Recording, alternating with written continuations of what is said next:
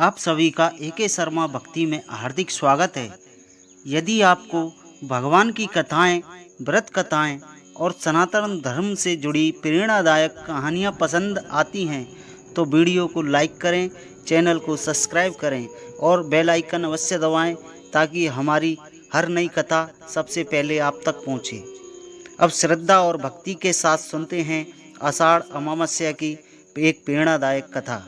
बहुत समय पहले नर्मदा नदी के किनारे बसे देवपुर गांव में माधव नाम का एक साधारण कुमार रहता था। वह मिट्टी के घड़े और दीपक बनाकर अपने परिवार का पालन पोषण करता था। उसकी पत्नी सावित्री अत्यंत धार्मिक और दयालु थी।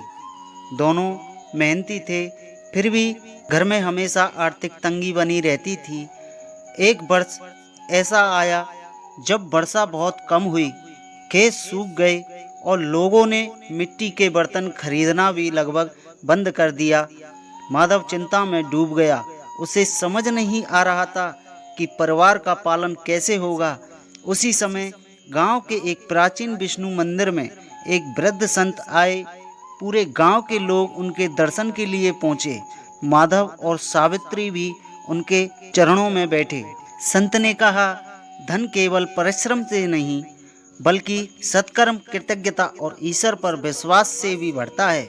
आने वाली आषाढ़ अमावस्या के दिन अपने पितरों का स्मरण करना, किसी भूखे को भोजन कराना और सच्चे मन से भगवान का नाम लेना। माधव ने विनम्रता से पूछा, गुरुदेव, मेरे पास तो स्वयं खाने के लिए भी बहुत कम है, मैं दान कैसे करूं?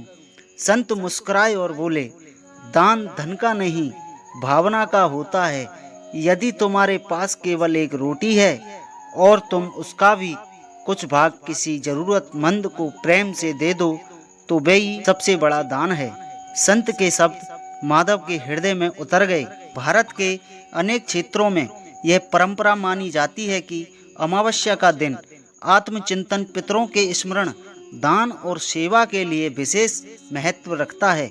अलग अलग प्रदेशों में इसकी विधियां भिन्न हो सकती हैं, लेकिन कृतज्ञता और सद्भाव का संदेश समान रहता है। कुछ दिनों बाद आषाढ़ अमावस्या आ गई। प्रातःकाल माधव और सावित्री ने स्नान किया। घर के छोटे से पूजा स्थान में भगवान विष्णु का स्मरण किया और अपने पूर्वजों के प्रति कृतज्ञता व्यक्त की।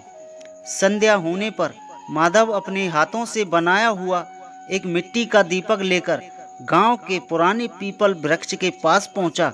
उसने तिल के तेल का दीप जलाया और मन ही मन प्रार्थना की, हे प्रभु, मुझे इतना सामर्थ्य दीजिए कि मैं कभी किसी भूखे को निराश ना करूं और सदा सत्य के मार्ग पर चल सकूं। प्रार्थना करके वह घर लौट रहा था कि रास्ते में उसे एक अत्यंत वृद्ध यात्री दिखाई दिया। वह कई दिनों से भूखा प्रतीत हो रहा था। माधव के पास केवल 2 रोटियां थीं जो वह अपने परिवार के लिए लेकर जा रहा था। उसने बिना देर किए एक रोटी उस वृद्ध को दे दी।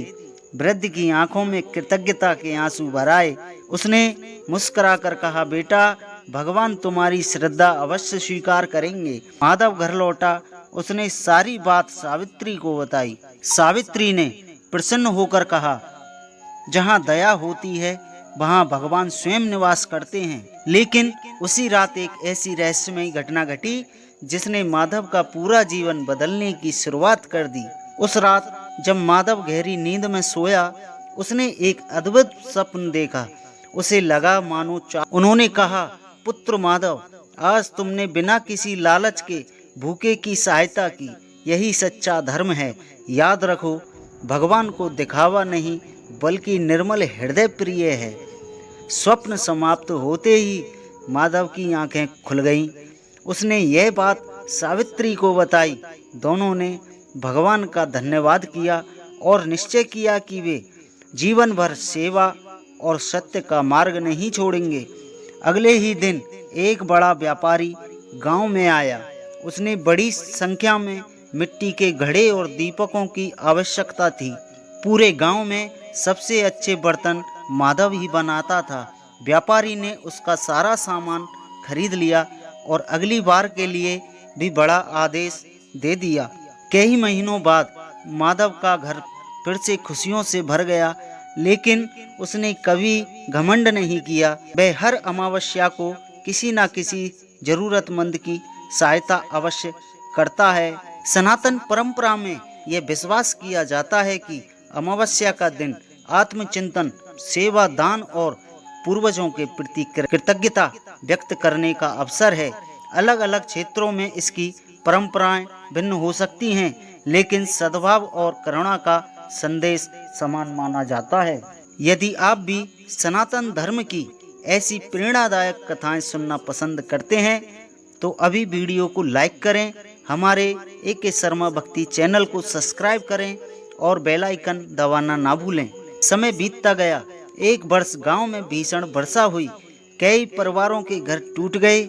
माधव ने बिना किसी भेदभाव के अपने मिट्टी के घड़े, दीपक और अन्न जरूरतमंदों में बांटना शुरू कर दिया। गांव के लोगों ने पूछा, तुम इतना सब कुछ दान क्यों कर रहे हो? माधव मुस्कुरा कर बोला, धन साथ नहीं जाता, लेकिन अच्छे कर्म हमेशा साथ चलते हैं। यह सुनकर गांव के लोग भी सेवा और दान के लिए आगे आने लगे। धीरे धीरे पूरा गांव प्रेम, सहयोग और सद्भाव का उदाहरण बन गया। उस वर्ष आषाढ़ अमावस्या के दिन पूरे गांव ने मिलकर मंदिर में दीप प्रज्वलित किए, भगवान का स्मरण किया और गरीबों को भोजन कराया। वातावरण भक्ति और आनंद से भर गया। माधव ने हाथ जोड़कर प्रार्थना की, हे श्री हरि, हमें ऐसा जीवन दीजिए, हमें अहंकार ना हो, सेवा का भाव बना रहे और हम सदैव धर्म के मार्ग पर चलें। कहा जाता है कि उस दिन के बाद देवपुर गांव में कभी अन्न की कमी नहीं हुई। लोग इस बात को ईश्वर की कृपा और अपने सत्कर्मों का फल मानते थे। आषाढ़ अमावस्या हमें यह प्रेरणा देती है कि सच्ची श्रद्धा, निस्वार्थ सेवा, दया और कृतज्ञता जीवन को प्रकाश में बनाती है। जब मन निर्मल होता है और कर्म अच्छे होते हैं, तब सुख और शांति स्वयं मार्ग खोज लेते हैं। बोल हरि विष्णु भगवान की जय, सनातन धर्म की जय। यदि आपको ये कथा पसंद आई हो तो वीडियो को लाइक करें, अपने परिवार और मित्रों के साथ साझा करें तथा AK शर्मा भक्ति चैनल को सब्सक्राइब करके सनातन धर्म के इस पावन संदेश को आगे बढ़ाने में हमारा साथ दें।